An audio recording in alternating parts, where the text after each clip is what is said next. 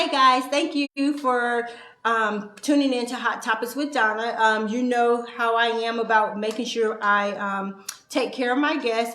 I am not techno savvy, if you will, and I'm thankful that I have a team that helps me with it sometimes. But I'm gonna try to wait and see if my guests will be able to come on. But like I said, my word today for my guest is courage, and it came from Isaiah 41:10.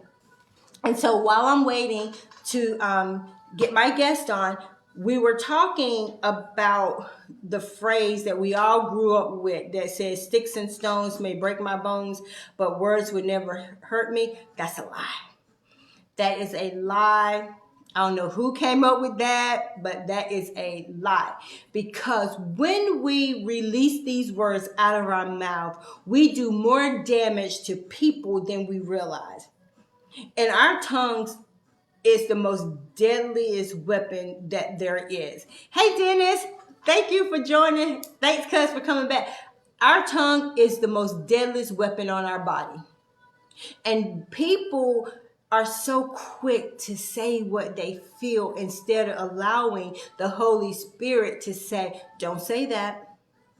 Don't say that. Because when we say things just off the top of our head, because we're mad, because we don't know, what we should say. And when we don't know what we should say, we should just be quiet. Because we don't want to damage people. Dennis, you are so right. That tongue is absolutely powerful. It will cut people into pieces, and you will never know if you don't stick around to see that person.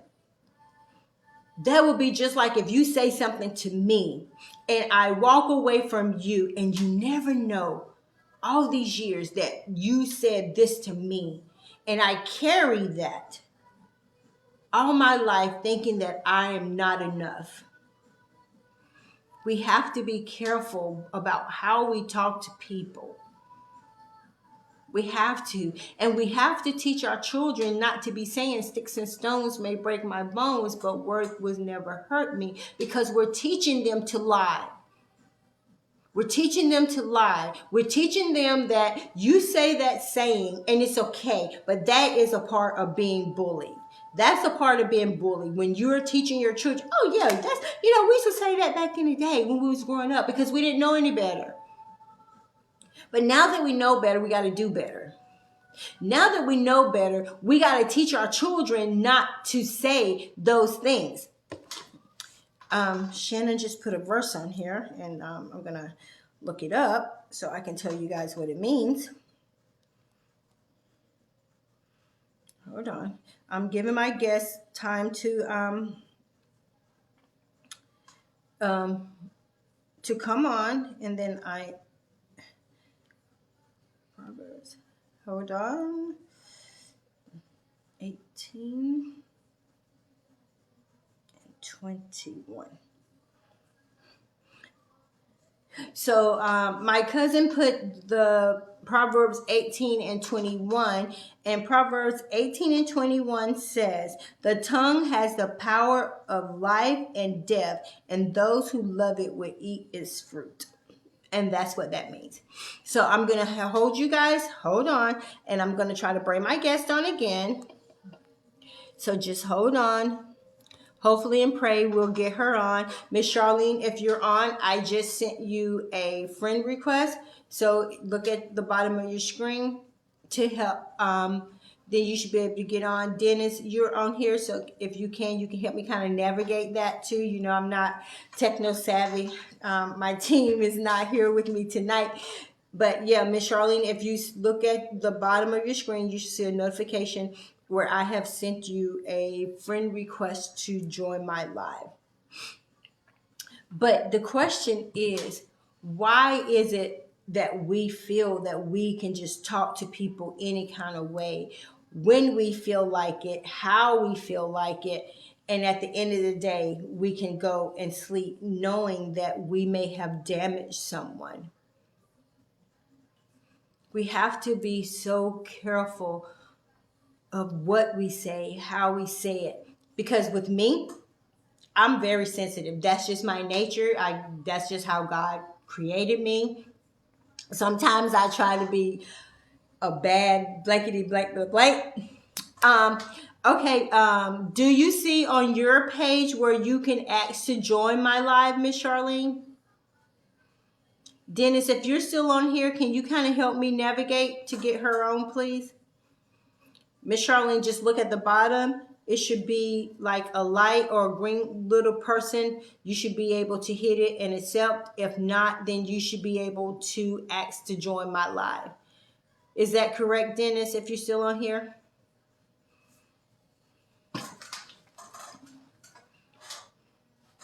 We're gonna get her on here, guys. If you know how to I like help. Miss Charlene, he said, I can see your live. He said, click the green head. If you see, look down, it's at the bottom of the screen, correct, Dennis? If you see the green head, just click that, Miss Charlene, and it will connect you. We're going to get you on. Don't worry. Thank you, Dennis. We will get you on. Do you see the little green head? Dennis, would it be on the right or the left? Miss Charlene, he said right beside where you do your comments, write your comments.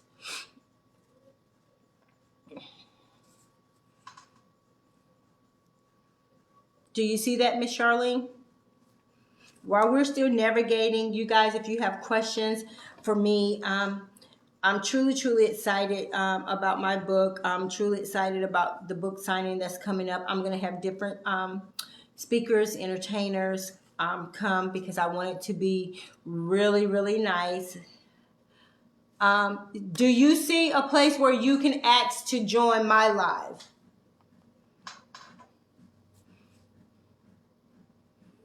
See if you see a place where you can request to join my live. We're going to get you on. Just, I'm patient. My guests are, my viewers are patient. We're going to get you on.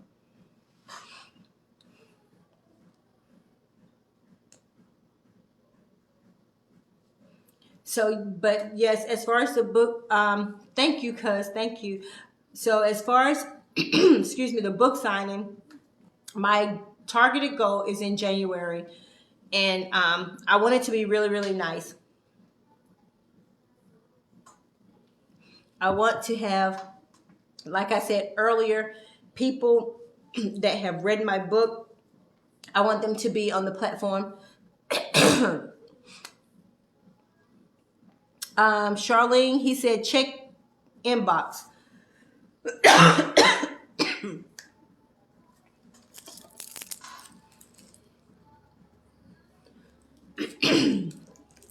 If I need to go out again, Miss Charlene, let me know and I can go out and we can try it again. It's totally up to you.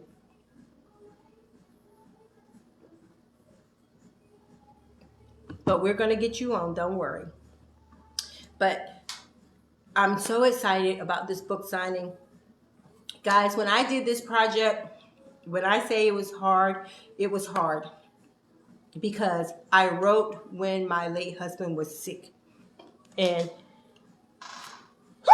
excuse me, here's the finished product. It wasn't, it was a journey. It was a journey. It was a journey for me that he knew that I started this.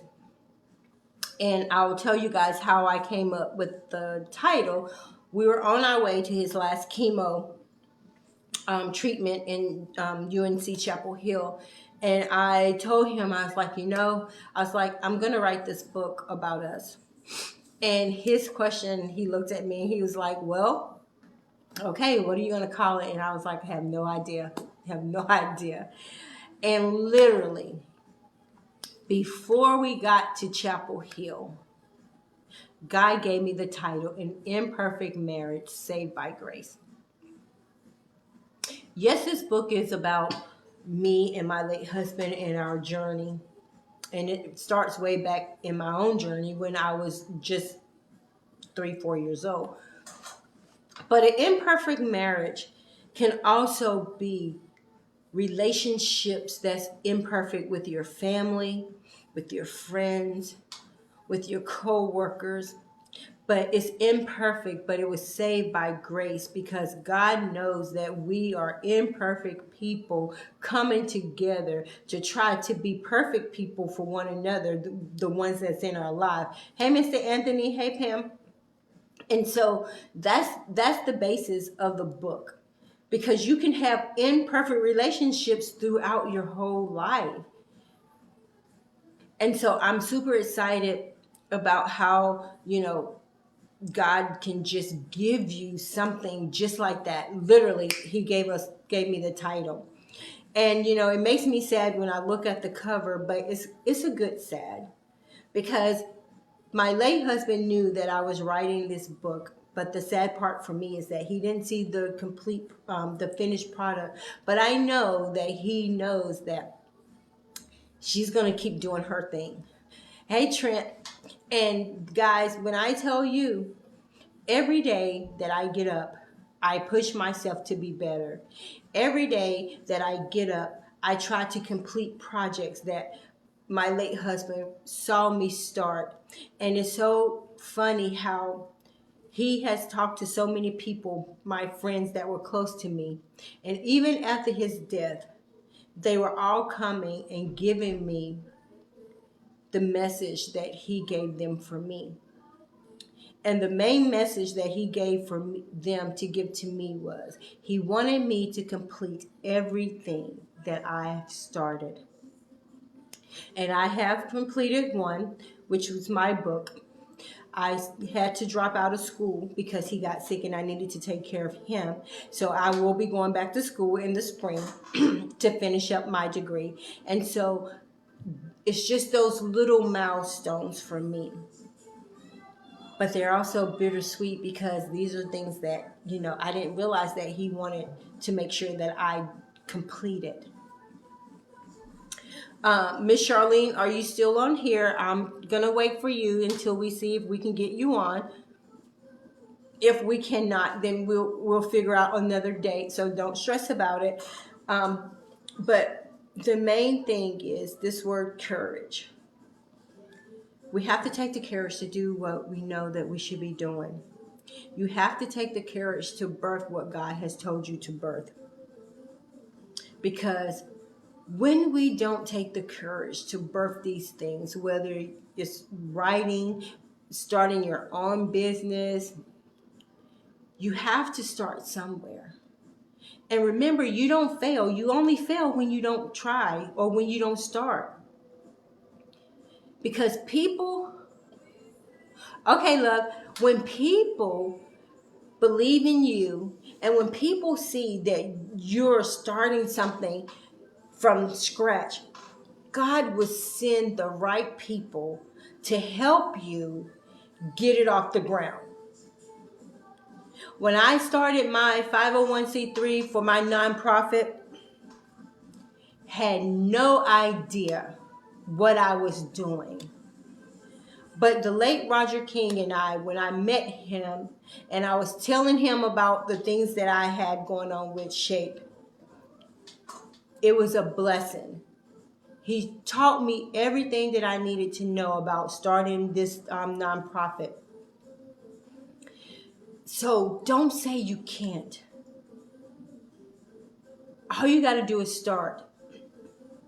Because God will send the people to help you. But you have to have the courage to say, you know what? I'm going to step out on faith. I'm going to do it. If I only have one person supporting me, that's one person that, hey, I can get another one. I can get another one. And I am so thankful that God has sent some amazing people in my life to help me to keep striving, to keep pushing. Because guys, when I do this week after week, sometimes I get discouraged.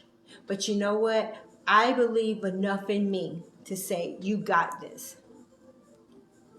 I can't wait for other people to give me a pat on the back and say, oh, you're doing a great job. I have to believe in me, and I have to believe that God gave me this vision, so he's going to see me through. And if he's going to see me through, then he'll send people to push me. He'll send people to get me where I need to be.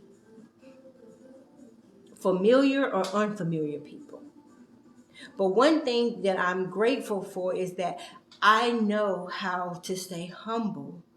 I know how to say, I am still Donna Taylor. I may be an author. I may be a podcaster, but I am still Donna Taylor, because at any time he can take all of this away from me and I am still going to be Donna Taylor. When I check up out of here and go to glory, I'm still going to be Donna Taylor. He ain't going to talk about my podcast. He ain't going to talk about me doing all this other, fabulous stuff in my life. I am just going to be Donna Taylor when I stand before him. And that's why we have to make sure that we stay humble. It is okay to feel proud. It is okay to pat yourself on the back, but when we start to look down on people because they may not have arrived, or they may not look like us, dress like us, or do the things that we're doing, we're no better than them. Because in a blink of an eye, we can lose all of this. I'm an author, so what? I'm thankful, but only because I'm an author doesn't mean that I'm better than somebody. Because when God gives you something, he doesn't give it to you to brag and boast and think that you're this and you're that. And that's why when I tell you guys, when we were talking earlier about the sticks and stones may break my bones, but words will never hurt me, that's a lie. Because we have been damaged by people downing us, saying negative things about us, because you know why? Because that stuff festers in our spirit, and then we start to believe that, oh, well, so-and-so said I'm not good enough, or I would never be good enough. That's a lie. And that's why when we hear our children start saying, oh, sticks and stones may break my bones, but words will never hurt me, that's a lie. And we need to correct them, because words do hurt. Because just like we said earlier, and Dennis said, the tongue is powerful. The tongue is powerful. It will cut you like a knife. It will cut you like a knife. And just like my cousin did the verse, 18 and 21 says, Proverbs 18 and 21 says, the tongue has the power of life and death, and those who love it will eat its fruit.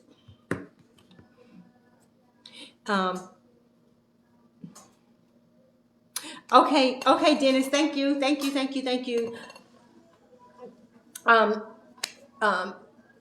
D said he give it to you so you can give it away to others for encouragement and uplifting them where they are. Absolutely. Hi, DS, how are you? And see, and that's the beauty of, like my podcast. Like, I love people. I love meeting people. Like my friend Dennis, he's a great photographer. And that's what I'm saying. When you have people that love you, they will pour into you. They will pour into you. But the thing about it is, you have to love yourself where you're at. Even in your failures, you still must love who you are. We haven't all arrived, guys. We have not. I have not arrived. I may be doing some amazing things in my life, but I'm here to tell you, Donna has not arrived. I have not arrived. Because the God that I serve, he can take all this away from me today. And then what? Are you still going to stay true to you, who you are? And so that's why I've learned in this season of my life not to take anything for granted, because I know that in a blink of an eye, it can all be gone. And we must have the courage to say, you know what? I may have this going on. I may have that going on, but I'm good. I'm still going to treat people with respect, love, because we don't know what people may be going through.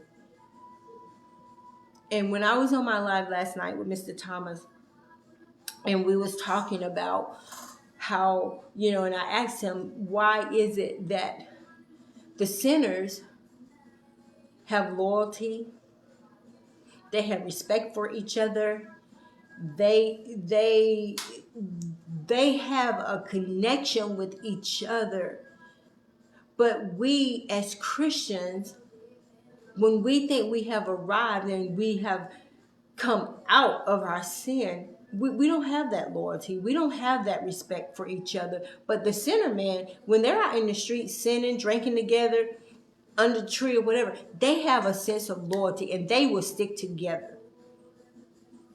So when we come on this side of saying we accept Christ, then that's why we have to make sure that our tongue is in order. You can't just say what you want to say to people, because you can't go back and change it. Yeah, you can say, I'm sorry. You can say, I'm sorry. Yeah. But what about the word that gets in their spirits? Then what? You don't ever want to be the cause of someone taking their lives because you said something horrible to them. Or you don't want them to do destructive things to themselves because you said you're not going to be nothing, you're never going to do this, you're never going to do that. So that's why we have to watch this mouth of ours, because this tongue can tear people down in just like that. Before you blink, you can tear someone down with your words. Hey sis, thank you for joining. And so that's why I challenge all of you, when you start hearing your little ones talking about this sticks and stones, hey, cut it off. Because words do hurt. Words do hurt. And the thing about it is that when we get it little and it gets in our system and in our spirits, it's hard when we get an adult, because we still have these traumas in our head of when people say, you're not good enough, you're not light enough, you're too skinny, you're this, you're that. And then we start believing those things. And once we start believing those things, it festers in our spirit, and then it grows. Our spirit starts to believe, I'm not good enough. Try disconnecting your love and restart. She's not saying bottom to join. They trying to send it up. Okay, guys. So thank you, Dennis, for helping. Let me do this one last scripture, and then I'm gonna try again. My cousin is making me work tonight with these scriptures that I'm looking up. Philippians 2 and 3, but I love it. It says, Philippians 2 and 3, it says, do nothing out of selfish ambition or vain conceit, but in humility, considering others better than yours.